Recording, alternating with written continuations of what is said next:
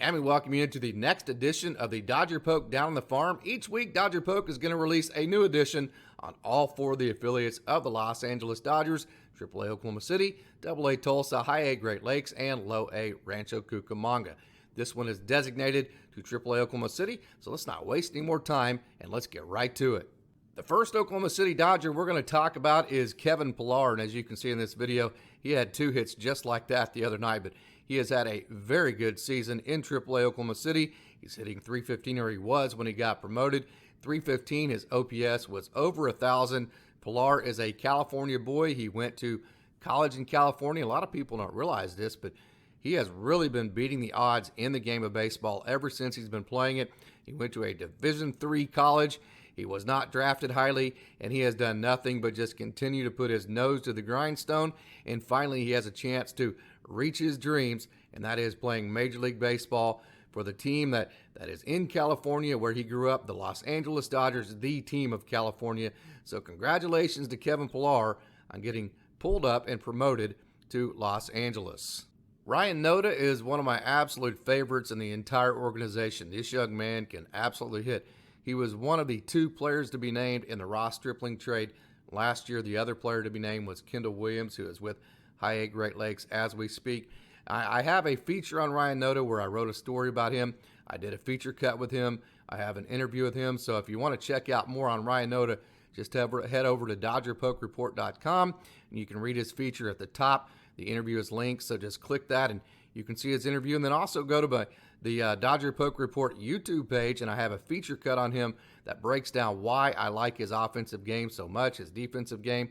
And I actually compare him to Jim Thome, kind of a bigger, more athletic version of him. I break down those 2 guys' swings. I break down their numbers, and I show how they compare to each other. So Ryan Nota, one of my favorites in the entire organization. This young man has a lot of energy. He has a lot of power. He loves playing the game of baseball, and he is oh so close to the major leagues. So Ryan Nota doing a very good job in AAA Oklahoma City. In the same at bat that Ryan Nota hit the home run that you saw in the last video, he was called for a check swing earlier in the bat, and Mike Wright Jr. did not like the check swing. Wright Jr. was a starting pitcher on Friday night. I'm sure he barked out the magic word, if you will. He got thrown out by the field umpire, as you're going to see here in a minute. And then once Mike Wright got thrown out by the field umpire, here comes manager Travis Barbary to stick up for his player. He gets in the face of the umpire in the field who just called that check swing. That was very, very, very questionable. And like Travis Barbary always does, he defends his player. He defends his players very, very well. So a job well done by everybody involved. I'm sure Mike Wright Jr., like I said, just barked out the magic word, if you will.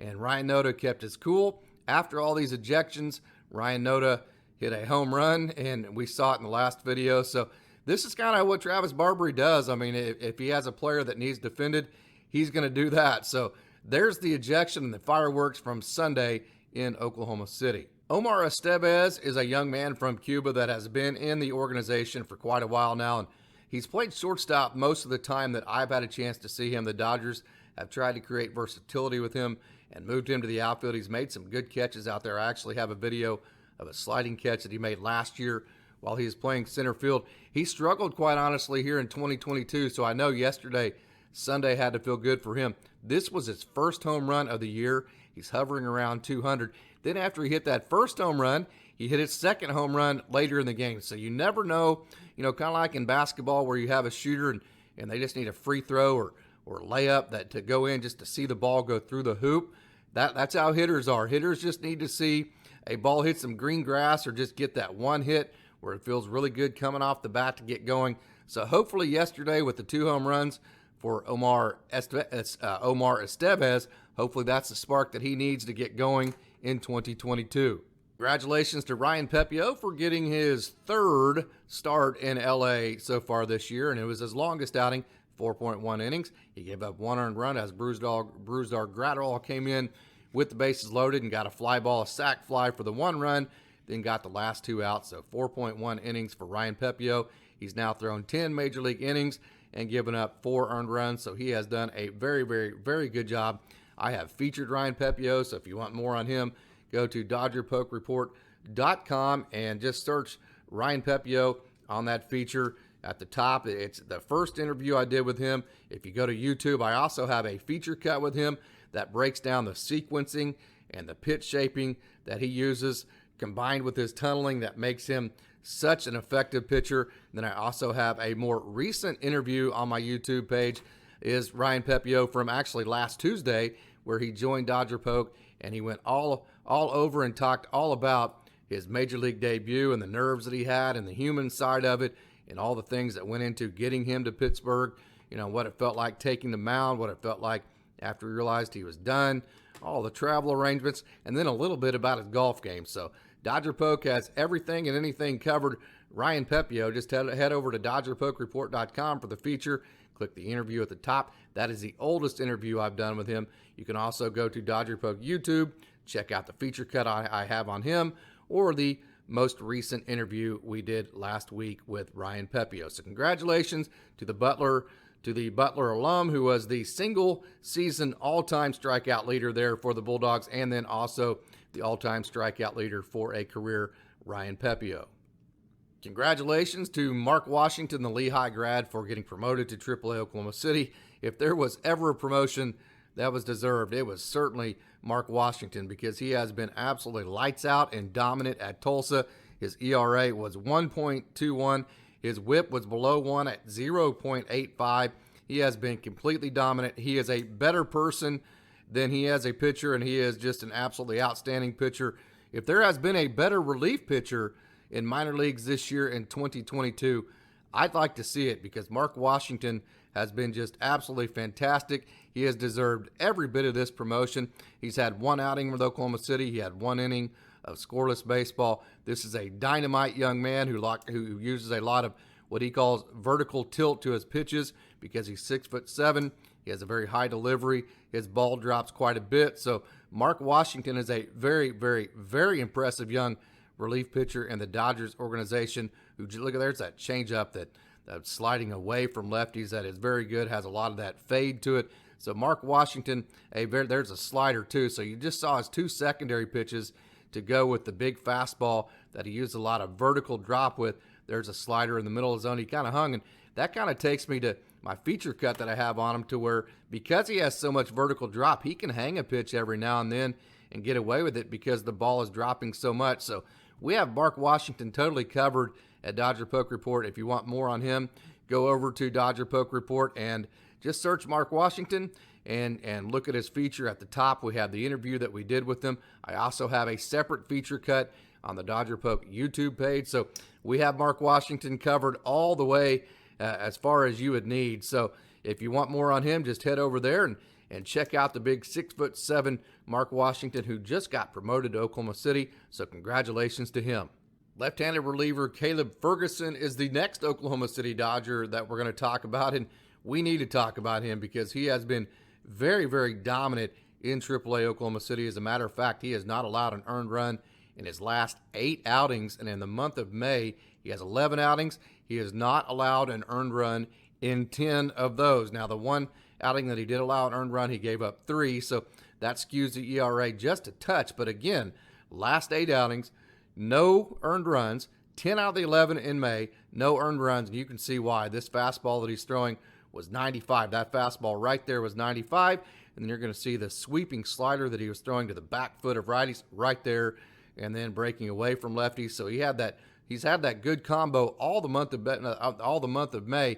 So I would have to imagine that Caleb Ferguson is heavily on the radar of the Dodgers of coming up and providing some left-handed bullpen relief, because he has been very good in AAA Oklahoma City. This is an at-bat of Michael Busch that I took when I was at the game Friday night. I actually had a chance to talk to him and interview him. I have written a feature on him that is on Dodger Poke Report. That interview is linked to the top of that interview. I also have a feature cut on him on the Dodger Poke Report YouTube page that breaks down his entire game and shows how well he hits the ball where it's pitched and how good of a hitter he is. So Michael Busch, one of the best young hitters in the game of baseball, struggling just a touch in Oklahoma City, but that's not necessarily an Oklahoma City thing. Last June, he hit 195 in Tulsa. So he's been known in the past, like every single hitter in the history of baseball, to have a month or two here or there that he's not his typical 295, 300, or even 400 hitter like he was last September. So he's in a little bit of a tough patch right now, which is not a big deal at all. And I've had that question, hey, is this a AAA thing that Bush isn't necessarily just tearing the cover off the baseball like he has in the past? No, this is a baseball thing. I mean, you talk about the marathon of a 6-month season. You're going to have times and patches during the season to where if you just picked out 10 or 11 or 20 at bats, any hitter is going to look merely mortal. And Bush right now, like we said, he's going to get hot again, and he hit a home run in his second at bat in AAA, and he is just having a chance to talk to him. He grew up in Minnesota, just south of the St. Paul area, and he grew up playing wiffle ball, and he grew up playing all sorts of baseball with two brothers that were both baseball players. So this is a young man that loves playing the game.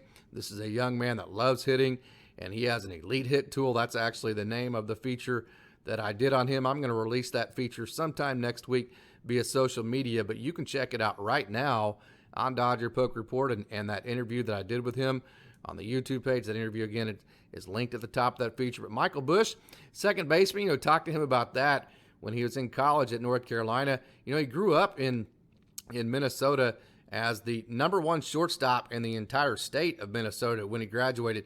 So he grew up a very prominent shortstop. That ought to, with Dodger fans, give them quite a bit of comfort and ease as they wonder whether he can actually handle the transition from first base to second. You need to understand, he only played first base at North Carolina because he tried to get on the field as early as possible, which he actually won that first base spot because when he got there as a true freshman, North Carolina is one of the superpowers in college baseball. So it's not like when you get there as a true freshman, there are a whole lot of positions to be had. So when he got there, first base was really about the only position that was available for him. So he just went over there and took his hit tool with him, became the first baseman at North Carolina, and just there was really no need to move him. In one of the summers that he played in the Cape Cod League, Tom Holliday, Randy Whistler were his coaches. They transitioned him to second base, and he is a second baseman now with the Dodgers. He plays some first base. He played a game or two in left field for Tulsa, but he definitely profiles as a second baseman.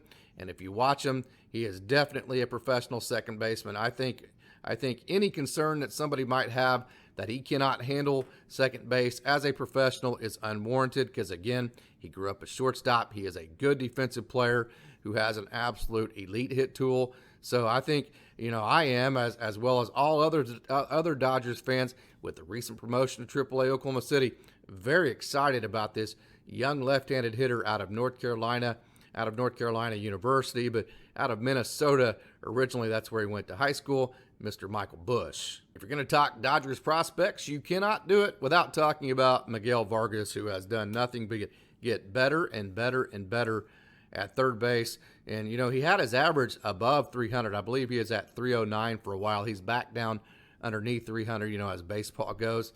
The hitting comes and goes. It's the hardest thing to do in the history of time, in my opinion. So you're not always going to be hot. So I think his average is somewhere in the mid 290s at this point. But Miguel Vargas has really played good offense and all year long. He is the reigning, he was the AA Central hitting champion, I should say, last year in 2021. That Tulsa team actually had the hitting champion in Miguel Vargas. They had the home run champion in Ryan Nota. So that was a pretty good team. And as we get into the Tulsa edition, if you want to check that out, that's also on my YouTube page as well. But Miguel Vargas, the reigning AA Central hitting champion, we all know how great of a hitter he is. I put out last week on my Dodger Poke Down on the Farm podcast a play that he made defensively at third base just to kind of show how much better he has gotten over there. So Miguel Vargas, another very exciting young prospect for the Dodgers. Next guy we're going to talk about, Andre Jackson, who was a very, very, very hot topic name last year after he made his major league debut in Pittsburgh and showed off that plus changeup he had in a very good major league debut last year.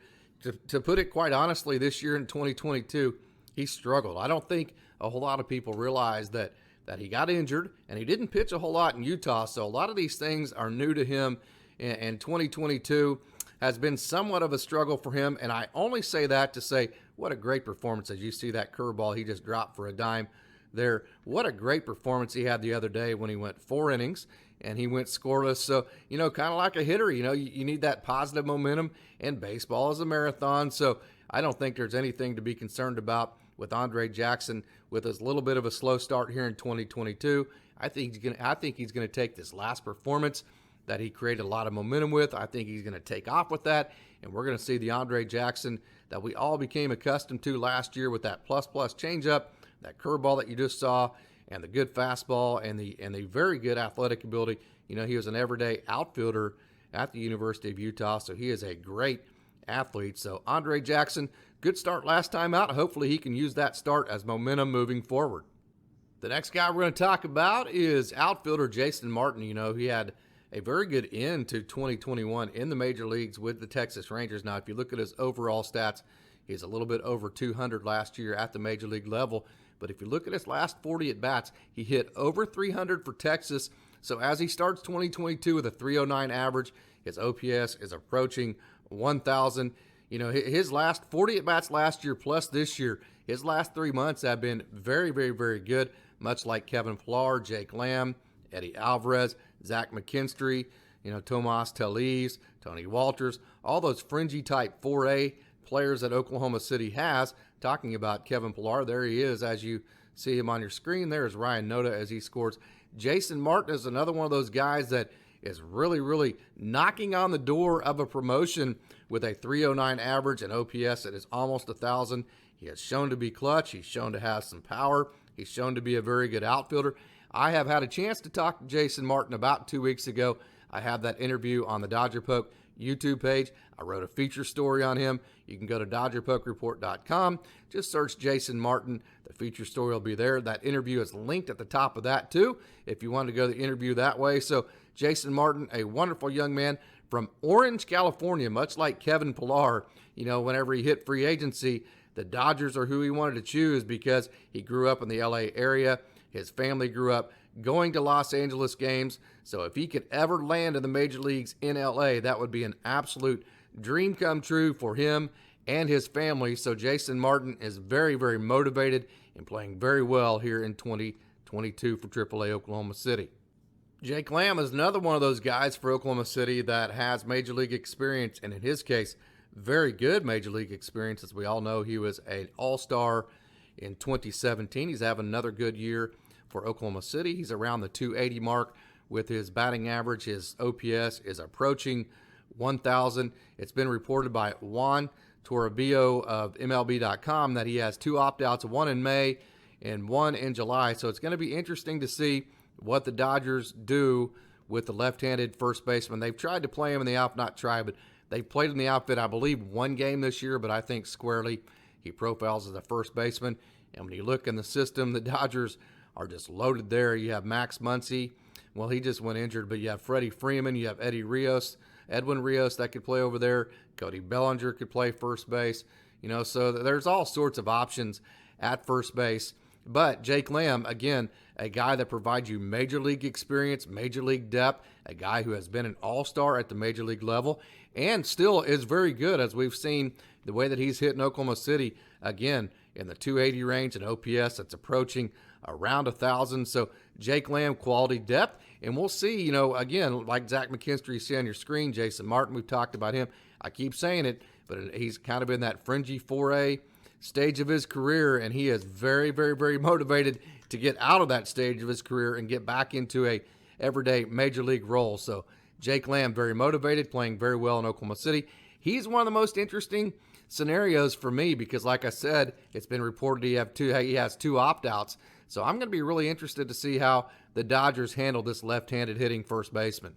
I'm glad that you tuned in to another edition of the Dodger Poke Down on the Farm podcast, and I hope that you log on to DodgerPokeReport.com or visit Dodger Poke on all the social media platforms, Facebook, Twitter, Instagram, or TikTok. This will be a podcast, so go to your podcast streaming service of your choice, search Dodger Poke Report, look for Dodger Poke Down on the Farm, and become a subscriber, and that way you'll never miss a thing from Dodger Poke. I'm glad that you've tuned in, and as always, go Dodgers!